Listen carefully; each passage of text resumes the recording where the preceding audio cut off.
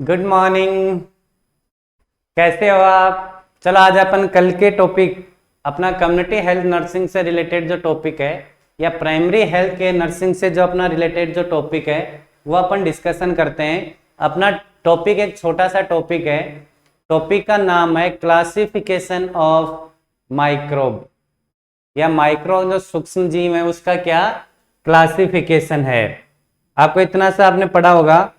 जो क्लासिफिकेशन है इसका मतलब यह है कि कितनी प्रकार से अपन इसको बांटा गया है। जैसे मैं यहाँ पे डिस्कशन करूं, बांटा जाने का मतलब कितने प्रकार से उसको किया गया। जैसे सूक्ष्म जीवाणु, सूक्ष्म जीवाणु का मतलब है सूक्ष्म जीवाणु का वर्गीकरण या फिर क्लासिफिकेशन ऑफ माइक्रो ऑर्गेनिज्म, मतलब जो सूक्ष्म जीव है जिससे जो बीमारियां क्रिएट होती हैं, एक ह्यूमन बीइंग के अंदर जो बीमारी क्रिएट होते हैं उसको अपन डिस्कशन कर रहे हैं। जैसे ये एक है माइक्रोब्स हैं।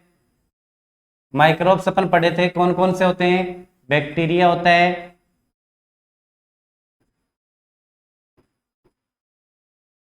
बैक्टीरिया, वायरस का नाम आपने सुना ही है।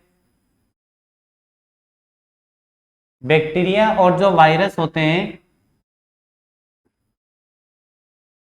फंगाई होता है जिसको फंगस बोलते हैं, पैरासाइट होते हैं, और जो कम्युनिकेबल डिजीज होते हैं, कम्युनिकेबल जो संक्रमण जो बीमारियां होती हैं वो किससे होती हैं। इन्हीं जो ये जो माइक्रो ऑर्गेनिज्म है इन्हीं की वजह से क्या होता है कि ये जो संक्रमण है वो फैलता है। जैसे अपन बात कर रहे हैं माइक्रो और माइक्रोब्स की। माइक्रोब्स मतलब जो सूक्ष्म जीव हैं, और ये इतने सूक्ष्म जीव होते हैं कि अपन जो अपनी नग्न जो आंखें हैं उससे अपन इनको नहीं देख सकते।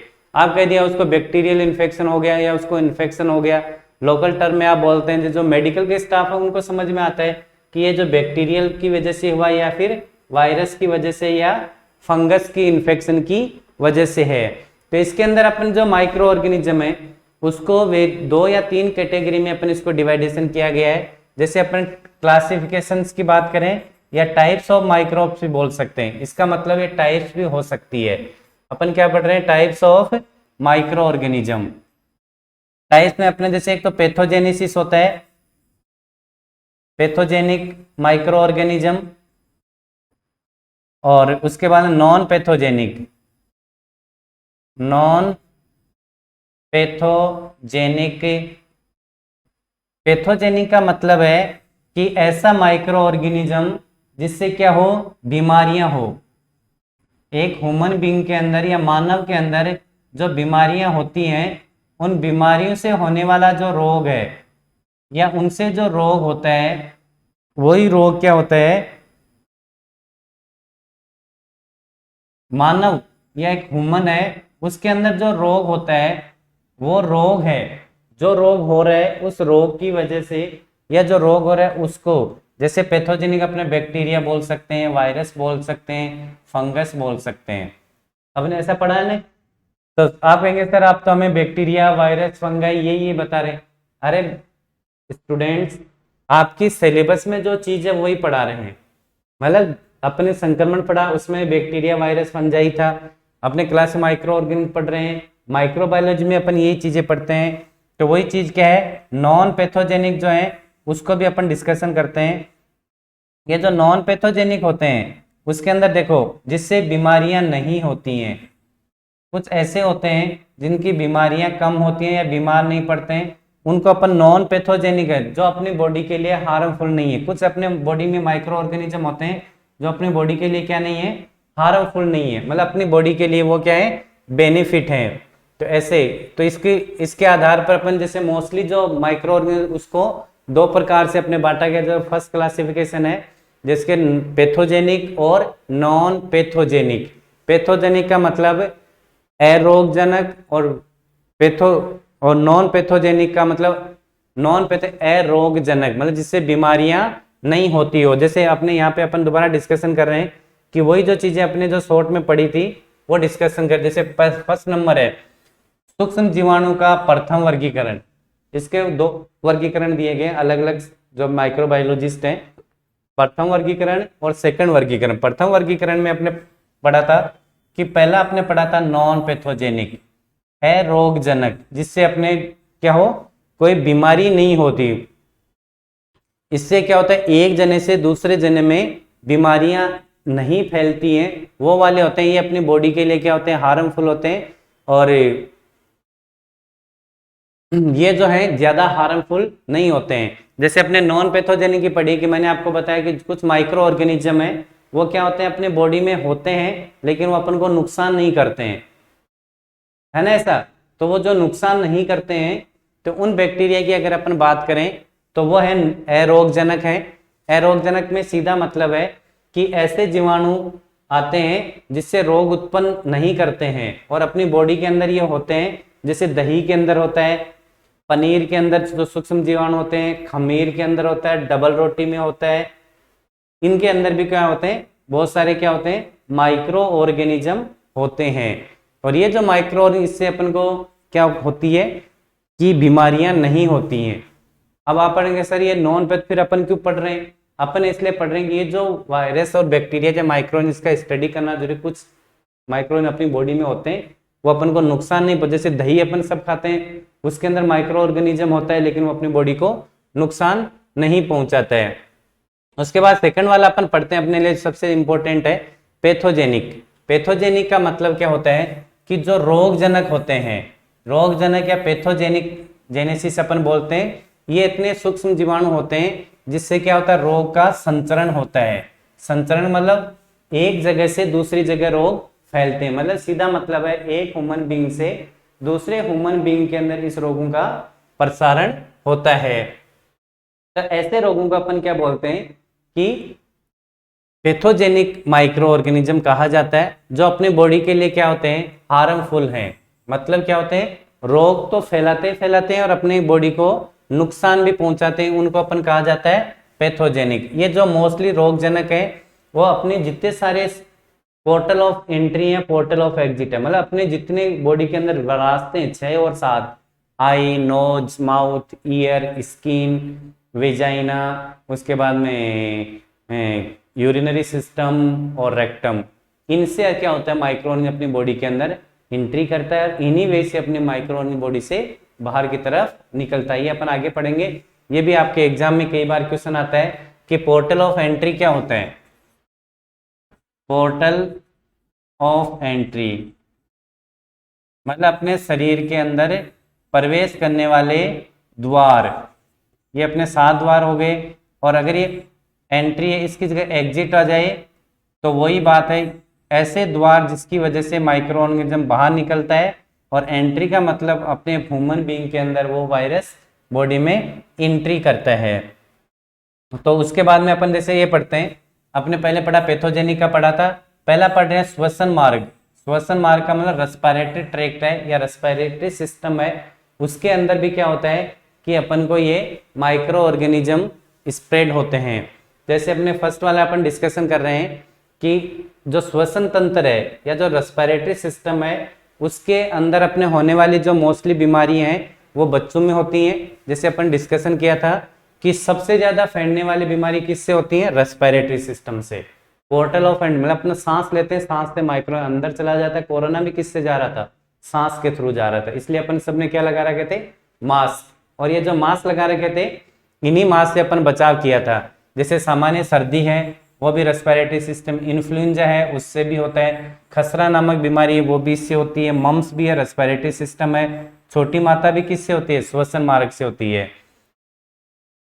और उसके बाद में जैसे इनके बैक्टीरिया की बात करें, ये तो अपने बीमारियों के नाम थे, सामान्य सर्दी, इन्फ्लुएंजा, खसरा, मम्स, छोटी माता के वायरस हैं। ये वायरस से होने वाली बीमारी है। स्ट्रेप्टोकोकस है, न्यूमोकोकस से निमोनिया होता है, मेनिंजोकोकस से मेनिंजाइटिस होता है, डिप्थीरिया बेसिलस से डिप्थीरिया होता है। कोरिनोबैक्टीरियम डिप्थीरिया है, उससे डिप्थीरिया नामक का रोग होता है। ये सारे क्या होते हैं, श्वसन मार्ग को अफेक्ट करते हैं। जैसे कुकर खांसी है, 100 दिन की खांसी बताया था, आजकल भी होती है 100 दिन की खांसी। आपके अगर ऐसे एग्जाम में क्वेश्चन है 100 दिन की खांसी को अपन क्या कहते हैं, कुकर खांसी कहा जाता है। और कुकर खांसी किससे होती है, Haemophilus pertussis pertussis Haemophilus pertussis नामक जो बैक्टीरिया वायरस है उसकी वजह से क्या होता है, कुकर खांसी होती है। कुकर खांसी को क्या कहा जाता है, 100 दिन की खांसी। माइकोबैक्टीरियम ट्यूबरकुलोसिस, इस बैक्टीरिया की वजह से, इस बैक्टीरिया की वजह से क्या होता है, टीबी होता है। टीबी का फुल फॉर्म है ट्यूबरकुलोसिस, ट्यूबरकुलोसिस, ट्यूबरकुलोसिस मतलब टीबी, इसका शॉर्ट फॉर्म है टीबी, जिसको तपेदिस नामक रोग, हिंदी में इसको तपेदिस कहा जाता है, वह माइकोबैक्टीरियम ट्यूबरकुलोसिस से क्या होता है, टीबी होता है। नेक्स्ट थर्ड नंबर का अपन पढ़ रहे हैं कोरिनोबैक्टीरियम लेप्रोसी। ये जो बैक्टीरिया, इससे कुष्ठ रोग होता है, लेप्रोसी नामक जो रोग है या कुष्ठ रोग है वो किसकी वजह से होता है, माइकोबैक्टीरियम लेप्रोसी। जैसे आपकी एएनएम है या जीएनएम है, उसके अंदर सबके अंदर आजकल एमसीक्यू क्वेश्चन आने लग गए हैं। एमसीक्यू मतलब एमसीक्यू क्या, सीधा मतलब क्या है, मल्टीपल चॉइस क्वेश्चन। तो उसमें क्वेश्चन आ सकता है, फिल इन द ब्लैंक है, क्वेश्चन देके छोड़ गया, ऐसा आ जाए टीबी कौन से बैक्टीरिया से होती है, स्पेस आगे दे दिया, कौन से बैक्टीरिया से, Mycobacterium tuberculosis. Next second question है, ऐसा भी आ सकता है कुष्ठ रोग की कौन से वाले बैक्टीरिया या वायरस से होती है, तो आपको माइकोबैक्टीरियम लेप्रोसी कहा जाता है। कुकर खांसी को कितने दिन की खांसी कहा जाता है, कुकर खांसी को दूसरा नाम क्या है, 100 दिन की खांसी हो गया। ये आपके क्वेश्चन तैयार हो गया। इसका दूसरा क्वेश्चन ये बनता है हीमोफिलिक ट्यूब जो पर्ट्यूसिस है उससे कौन सी बीमारी होती है, कौन सी बीमारी होती है, कुकर खांसी होती है। कुकर खांसी का कौन से बैक्टीरिया से होता है, हीमोफिलस पर्ट्यूसिस की वजह से। डिप्थीरिया किसकी वजह से होता है, डिप्थीरिया बेसिलसियन। न्यूमोनिया, छोटे बच्चों में आपने सुना होगा न्यूमोनिया, न्यूमोनिया भी एक वायरस है, जो न्यूमोकोकस वायरस है उसकी वजह से ये न्यूमोनिया स्प्रेड होता है। तो इस वाले क्वेश्चन से आपको एक या दो क्वेश्चन मिल सकते हैं। दूसरा एक चीज आ सकता है, पैथोजेनेसिस का क्या मतलब है, रोगजनक या अरोगजनक। तो कौन सा आपको सही करना है, रोगजनक। रोगजनक को अपन पैथोजेनेसिस कहते हैं, और नॉन पैथोजेनिक अरोगजनक जिससे बीमारियां नहीं होती हैं। तो ये एक छोटा सा अपने क्या था क्वेश्चन था, लेकिन इसमें मोस्टली आपको एमसीक्यू आपकी जो आगे लास्ट में आप कोर्स कंप्लीट करके एग्जाम में कंपटीशन एग्जाम तो उसमें भी आ सकता है, AIIMS DSSP RPSC Rajasthan government की वैकेंसी में आ सकता है। लेटर देन ऐसे क्वेश्चन से आपको मेन एग्जाम में जो फाइनल एग्जाम एमसीक्यू या fill in the blank correct answer या फिर ट्रू एंड फॉल्स में भी ऐसे क्वेश्चंस आ सकते हैं। चलो उसके बाद अपन नेक्स्ट डिस्कशन करते हैं कि सेकंड नंबर अपन रेस्पिरेटरी श्वसन तंत्र का अपने पढ़ा था, सेकंड पढ़ते हैं अपने। उसके बाद में सेकंड नंबर आता है आहार नाल। आहार नाल को अंग्रेजी में क्या कहा जाता है, एलिमेंट्री ट्रैक्ट। माउथ से लेकर और एनस तक जो अपने खाना खाते हैं उससे जो स्टूल पास आउट करते हैं वो पूरा जो सिस्टम है उसको अपन आहार नाल कहा जाता है, डाइजेस्टिव सिस्टम कहा जाता है। और उसको डाइजेस्ट दूसरा नाम एलिमेंट्री ट्रैक्ट है। तो इसके अंदर बहुत सारे बैक्टीरिया और वायरस होते हैं जिसकी वजह से बहुत सारी बीमारियां होती हैं। तो इस क्वेश्चन में भी आपको रिमेंबर रखना, आपके मेन एग्जाम में इसमें से क्वेश्चंस आते हैं। जैसे पहले अपने इसकी बात करें तो पहला अपना कौन सा है, हेपेटाइटिस ए विषाणु। हेपेटाइटिस ए विषाणु है, हेपेटाइटिस ए वायरस की वजह से होने वाला इन्फेक्शियस जो है उसको अपन बोलते हैं इन्फेक्शियस हेपेटाइटिस।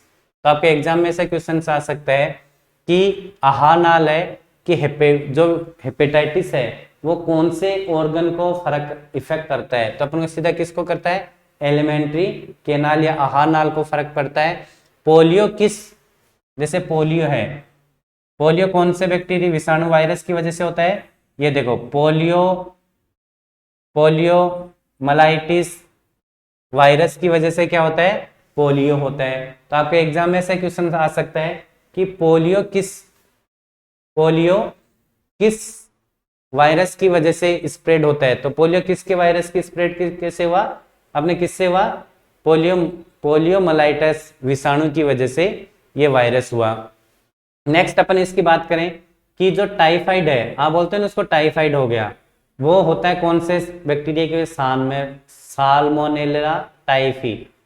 ये एक साल्मोनेला टाइफी जो बैक्टीरिया है उसकी वजह से क्या होता है, टाइफाइड होता है। ये मोस्टली जो छोटी आंत होती है, अपने बॉडी की आहार नाल की छोटी आंत होती है, इसको अफेक्ट करता है। और अगर अपन इसको ट्रीट नहीं कराया तो ह्यूमन बीइंग की आंत फट जाती है, और आंत फटने से उससे क्या हो सकती है, डेथ हो सकती है। ठीक हो, तो इसके लिए जो टाइफाइड है वो किसके साल्मोनेला टाइफिक नामक माइक्रो ऑर्गेनिज्म से होती है। नेक्स्ट वाला साल्मोनेला पेराटाइफी है, A, B, and C। इससे पेराटाइप ज्वर मतलब पेराटाइप फीवर होती है, वो हो सकती है।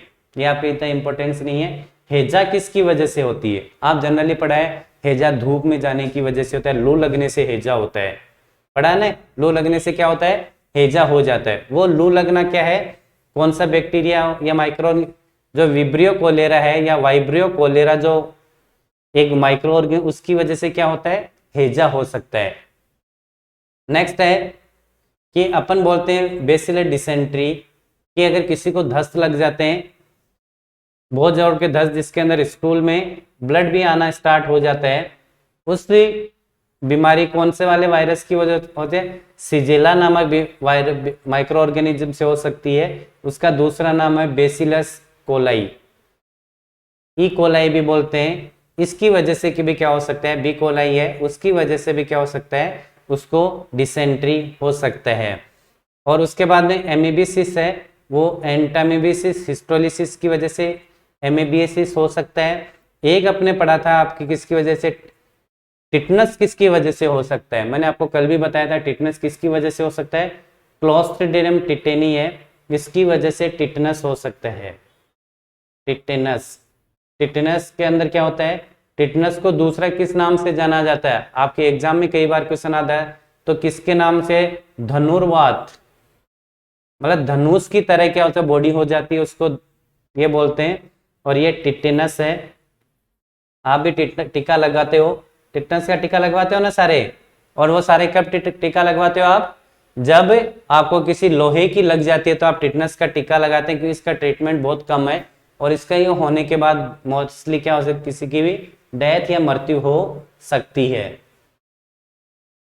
ठीक हो, तो आपको अभी से कम ऐसे क्वेश्चंस आपको छांटने हैं, जैसे राजस्थान एएनएम के अंदर ऐसे क्वेश्चंस आते हैं, जीएनएम में भी ऐसे क्वेश्चंस आते हैं, अदर स्टेट में भी आपको क्या करना है, ऐसे क्वेश्चंस आते हैं। तो आपको रिमेंबर रखना है कि आपको ये जो छोटे टर्म है वही लिखना है। आहार नाल के अंदर कौन कौन से जीवाणु होते हैं, जैसे हेपेटाइटिस ए विषाणु होता है, पोलियोमाइलाइटिस विषाणु होता है, साल्मोनेला टाइफी होता है जिसे टाइफाइड होता है, साल्मोनेला पेराटाइफी होता है, विब्रियो कोलेरा होता है, बेसिलस कोलाई होता है, एंटामीबिक हिस्टोलिसिस होता है, कोलोस्ट्रिडियम टिटेनस भी होता है। ये इतने किसकी वजह से होते हैं, आहार नाल में होने वाली मोस्टली बीमारी हैं, और इन बीमारी से होने वाले माइक्रो ऑर्गेनिज्म से स्पेसिफिक डिजीज होती है। उसके बाद में अपन नेक्स्ट डिस्कशन करते हैं। सेकंड नंबर का अपन था कि फूड पॉइजनिंग क्या होता है। आप सारे पढ़ते हो, आपकी हालत खराब हो जाए, दूषित खाना या विषाक्त खाना आप खाते हैं, शादी में विषाक्त खाना ज्यादा मिलता है, वो खाते हैं, तो उसकी वजह से आपको क्या होता है कि फूड पॉइजनिंग हो जाता है। तो वो फूड पॉइजनिंग क्या होता है कि जो दूषित भोजन करने की वजह से होने वाले पदार्थ को अपन क्या कहा जाता है, फूड पॉइजनिंग कहा जाता है। ये जो मोस्टली है, ये किसकी वजह से होता है, ये मोस्टली अगर कोई डिब्बा बंद का फूड अगर अपन इनटेक करते हैं, उसकी वजह से क्या होता है, ये बीमारी हो सकती है। बीमारी का मतलब सीधा फूड पॉइजनिंग हो सकता है, जैसे साल्मोनेला संदूषण, ये मोस्टली चूहा या मानवीय प्रजातियों में के द्वारा होता है। क्लोस्ट्रिडियम बोटुलिज्म है बंद हवा बंद डिब्बे का संदूषण। अगर अपन बंद डिब्बे में खाएं और उसका नाम जैसे क्लोस्ट्रिडियम बोटुलिज्म है, इसकी वजह से अपनों क्या हो सकता है, फूड पॉइजनिंग या खाद्य विषाक्तता हो सकती है। अगर ऑक्सीजन नहीं मिलेगी तो उसके अंदर जो बंद डिब्बा उसमें वो फूड क्या हो, खराब हो जाता है, तो वो है। तो ये अपने इतिहास से इसके अंदर पढ़ा। नेक्स्ट अपन देखो छोटा सा ये अगेन रिपीट करते हैं, इसे आरपीएससी में क्वेश्चंस आते हैं। या आहार नाल से होने वाली बीमारी कौन कौन सी है, टाइफाइड, पोलियो, उसके बाद में पैराटाइफाइड, हेपेटाइटिस, टिटनस, उसके बाद में अपने सालमोनेला ये कोला सिजेला हिज्जा पड़ा था। ठीक है, तो मोस्टली 6 या 7 जो बीमारी है वो किसकी कौन से ऑर्गन को अफेक्ट करते हैं, अपने ऑर्गन आहार नाल को अफेक्ट करते हैं। और उसके बाद में जो दूसरी वाली चीज अपने बात करी कि पोलियोमाइलाइटिस है, इस वायरस की वजह से पोलियो होता है। हेपेटाइटिस ए वायरस की वजह से होता है। टाइफाइड साल्मोनेला टाइप की वजह से होता है।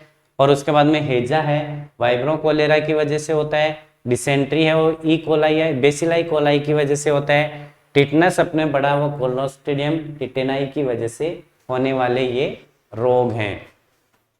ठीक हो, तो ये इतने रोग इससे होने वाले ये रोग हैं। नेक्स्ट अपन डिस्कशन करते हैं कि जो फूड पॉइजनिंग है ये अपने पढ़ लिया था। सेकंड अपन पढ़ते हैं ब्लड बोर्न डिजीज, मतलब ब्लड से होने वाले रोग। ये लिखा हुआ नहीं यहाँ पे, ब्लड से होने वाले रोग। ब्लड से होने वाले रोग की अपन सीधी बात करें तो जो अपने खून है, खून या जो ब्लड है उससे स्प्रेड होने वाले रोग, उसको अपन क्या कहा जाता है, उसको अपन ब्लड बोर्न डिजीज कहा जाता है। जिसके अंदर मोस्टली क्या है, हेपेटाइटिस बी होता है। और जैसे ब्लड से होने वाले रोग अपन जैसे बहुत सारे हैं, इसमें जो दे रखा है उसकी अपन बात मत करिए। जैसे मलेरिया है,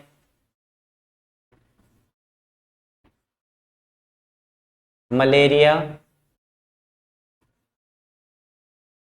उसके बाद में अपन जो बात करें कि हेपेटाइटिस, हेपेटाइटिस बी, डेंगू,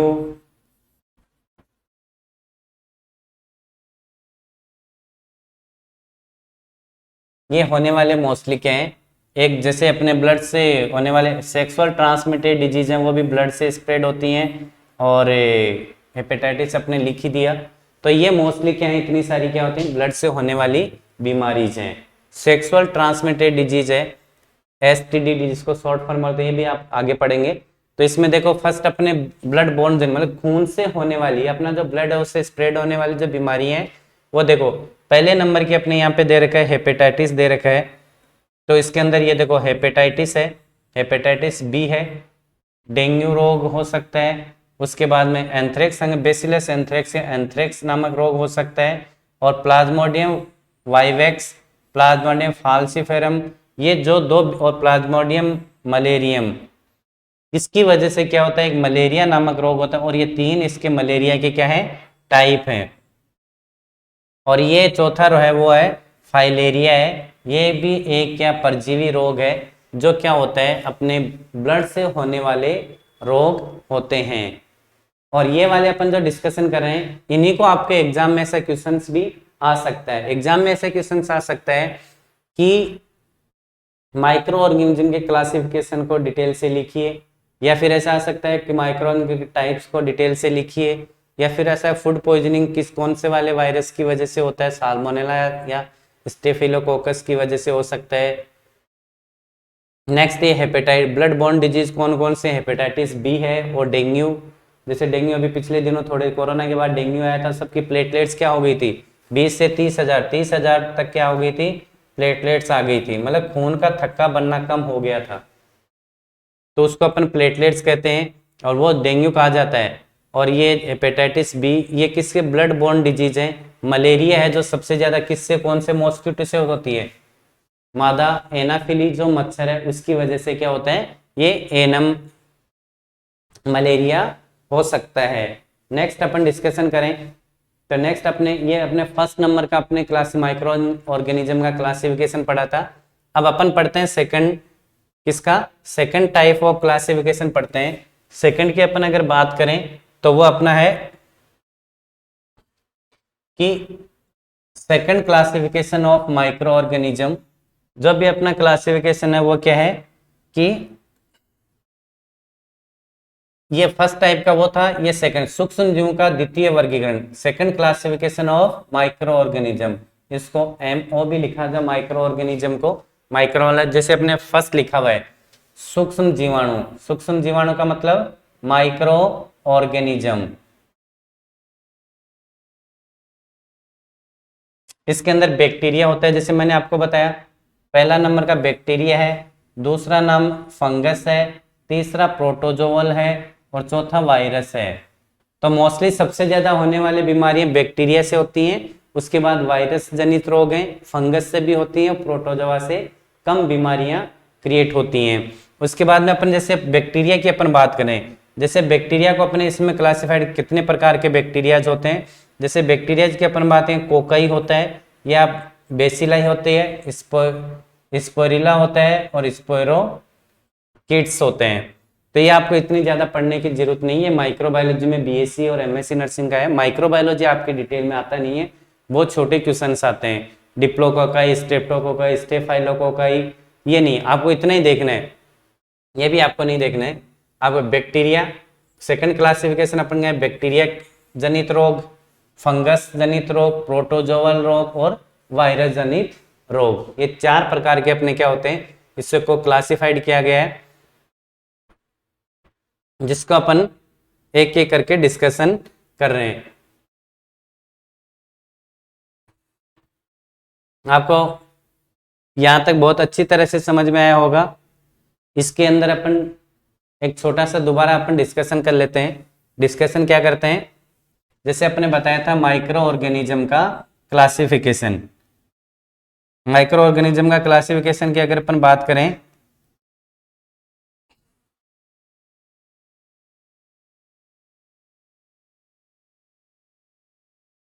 तो अपन देखो क्लासिफिकेशन की या उसके प्रकार की बात करें, टाइप्स ऑफ माइक्रो ऑर्गेनिज्म, या इसके जो प्रकार है उसकी बात करें तो ये अपने 2 प्रकार के अपने पढ़े थे। फर्स्ट क्लासिफिकेशन किसका क्या था, फर्स्ट क्लासिफिकेशन की अगर बात करें तो ये 2 प्रकार के थे।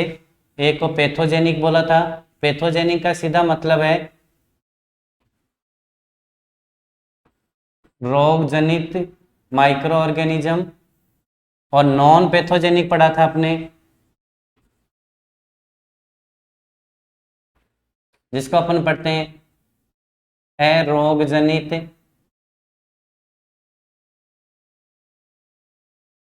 नेक्स्ट थर्ड अपने पढ़ा था सेकंड टाइप्स का अपन क्लासिफिकेशन पढ़ा था, वो भी अपने 2 प्रकार से पढ़ा था, सॉरी 4 प्रकार से पढ़ा था ना, 4 प्रकार से। एक को तो अपन पढ़ा था बैक्टीरिया,